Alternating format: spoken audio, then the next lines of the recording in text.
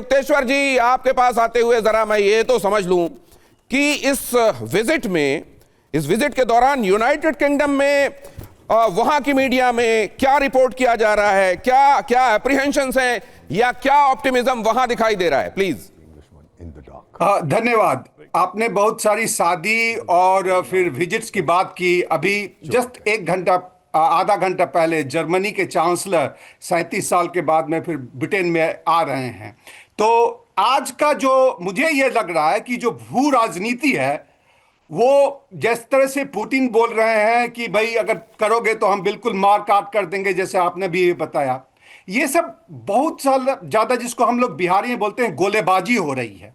Serious राजनीति कम और बहुराष्ट्रीय सास बहू का सीरियल से ज्यादा लग रहा है, जहां पे हर एक देश का, चाहे यूके हो, इंडिया हो, चीन हो, रशिया हो, यूएस हो, सबका एक बड़ा सा म्यूजिकल एंट्री है। पर मुझे यह लग रहा है कि सबसे बढ़िया जो काम कर रहा है, अभी जैसे आपने शादी की बात की, उस भारत का है। जैसे शादी में दुल्हा का छोटा भाई, जिसको हम लोग सहबाला कहते हैं बिहार में, उसका काम है कि सबको खुश करना, किसी को ना नाराज देना, बीच बीच में बस भाई। अरे फूफा कौन है? फूफा कौन है?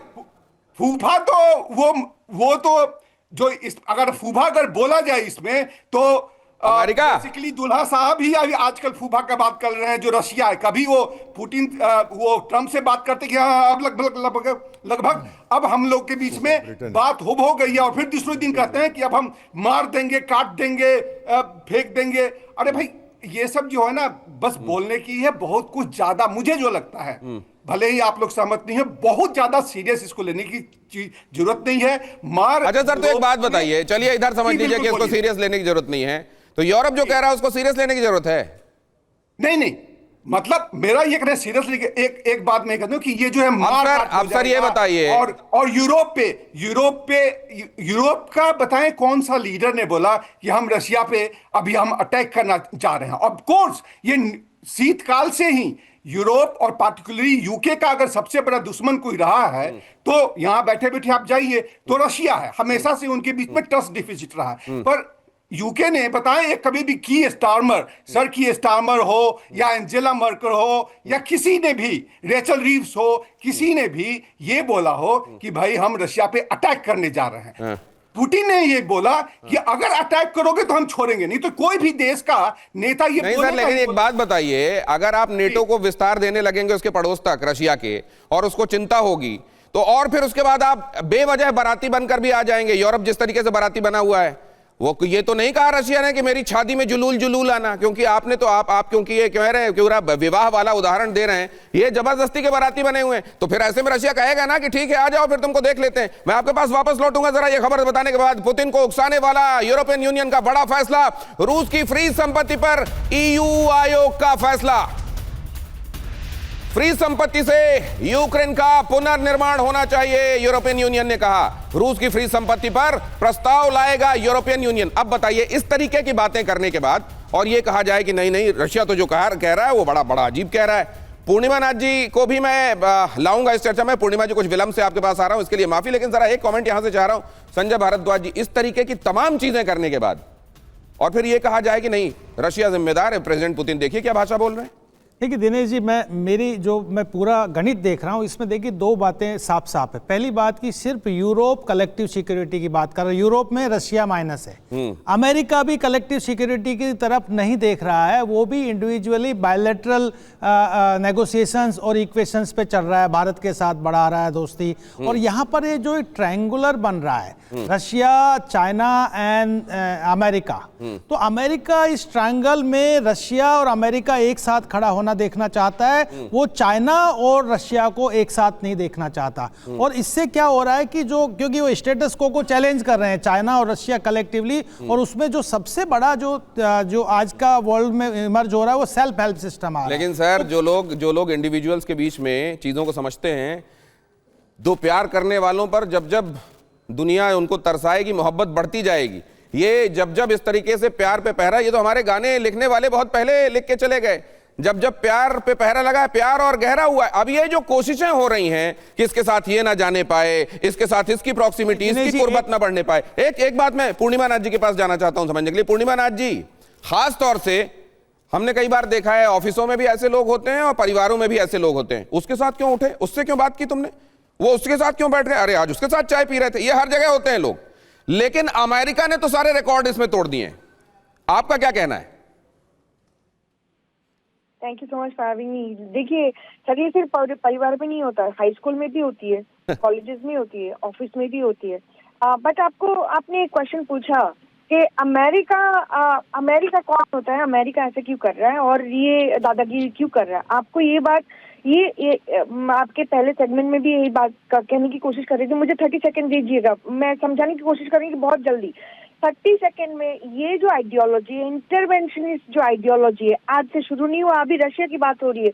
मैं आपको बताऊं 1900 में, अर्ली 1900 में टेडी रूजवेल्ट ने ये बता दिया था कि अमेरिका का अधिकार है, राइट्स है एंड ड्यूटी है एक्सपैंड करने का और इम्पोज करने का civilisational agenda on other continent and expand global dominance. और ये आइडियोलॉजी टेडी रूजवेल्ट से शुरू नहीं हुआ। 1823 में मॉनरो डॉक्ट्रिन देख लीजिए। अब टेडी रूजवेल्ट तो उसको फॉर्मलाइज करके कह रहे हैं कि मैं कभी भी लैटिन अमेरिका को इन्वेट कर सकता हूँ।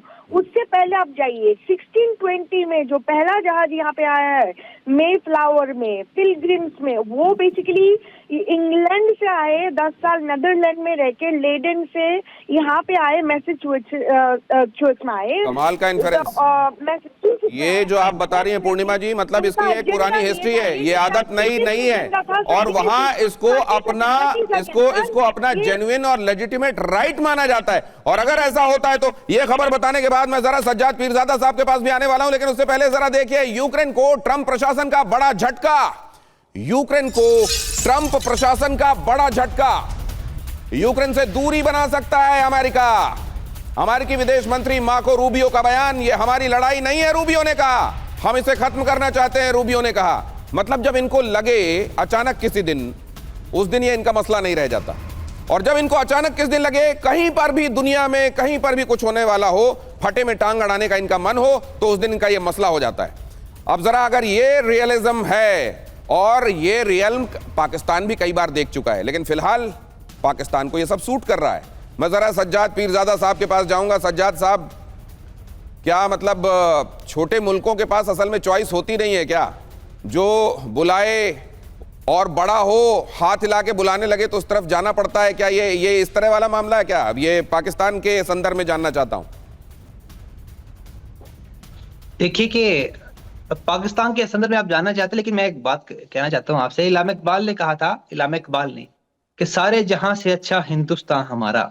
हिंदुस्तान तो अब आपका हो गया और इलामा इकबाल हमारे हो गए हैं।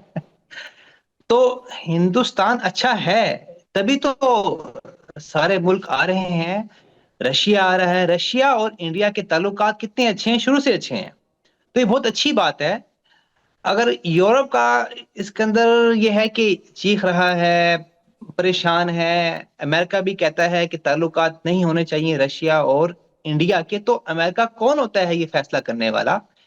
इंडिया एक इंडिपेंडेंट कंट्री है, एक ग्रेट कंट्री है, वो अपने फैसले खुद करता है, शुरू से करता आ रहा है। तो मुझे तो ये अच्छी बात बिल्कुल भी नहीं लगती कि कोई मुल्क कह दे उठ के इंडिया को, जनाब कि आप इसके साथ ताल्लुक रखें, इसके साथ ना रखें। कितनी बुरी बात है। तो ट्रंप को देखना चाहिए, सीखना चाहिए, यूरोप को सीखना चाहिए कि इंडिया और रशिया के जो ताल्लुकात हैं शुरू से ही हैं, और अगर कोई किसी के साथ ताल्लुकात रखता है तो भाई आपके साथ ताल्लुकात अच्छे नहीं है तो आप खुद देखें ना। आप इतने अच्छे बने कि आपके मुल्क में भी चलकर लोग आए। अगर आप जंग रुकवाना चाहते हैं यूक्रेन की और रशिया के दरमियान, तो आप इतने अच्छे बन जाएं। आप चाहते ये है हमें नोबेल प्राइज मिल जाए, तो आप इतने अच्छे बन जाएं। सज्जाद पीरजादा साहब, लेकिन आपने शुरुआत में कहा, वो अभी तक मेरे दिमाग में चल रही है बात। अल्लामा इकबाल ने जब ये बात कही थी, वो निश्चित रूप से उनका दिमाग और उस समय उनकी सदाशयता काबिल तारीफ थी।